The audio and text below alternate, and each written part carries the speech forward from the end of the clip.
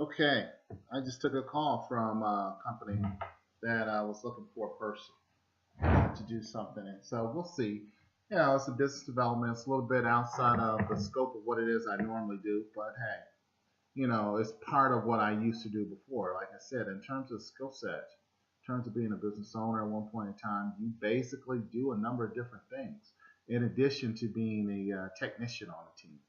You're also the person who is responsible for getting new work in a job in the door. You're responsible for all of the written documentation that goes out of the door. Uh, you're also responsible for sourcing the job right with the right people. You're also responsible for the end product. The process, the procedure that you use to do the job. You know, that's all me. And somehow or another, having that skill set, having that ability, having done that, just does not translate into being able to do anything else for anybody else working, which, I just can't believe.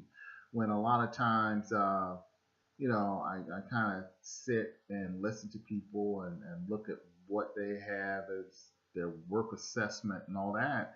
I'm like, I can put together a process right now that's actually better than what it is you got going on. You know, a lot of times I can look at it and say, like, you have some problems in terms of collecting, gathering information.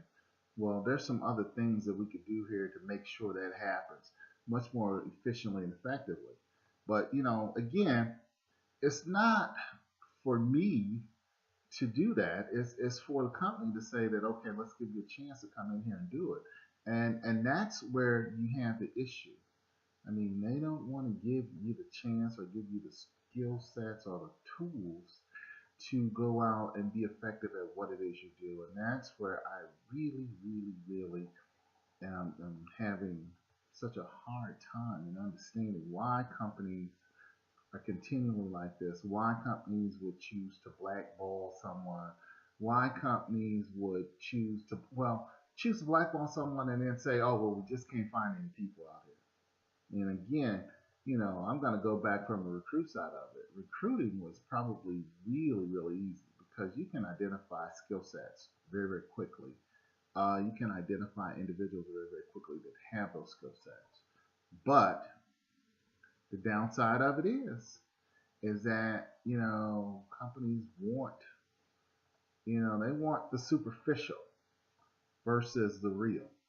And that's the one thing I guess I could say with FNAPI. We were all about 100% being real, keeping it real, having real people, having real folks that could actually do the work and will go out there and just like say, you know what?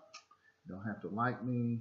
You don't have to get along with me, but you do have to respect me for what it is I do and how well I do it. And that mentality just does not resonate, at least here maybe in Columbus. Maybe it did when I worked for companies that had headquarters out of Houston, companies had headquarters out of Miami, companies out of New York and Los Angeles, where they were much more profitable than most any of these companies here because they had people who were out there making it happen.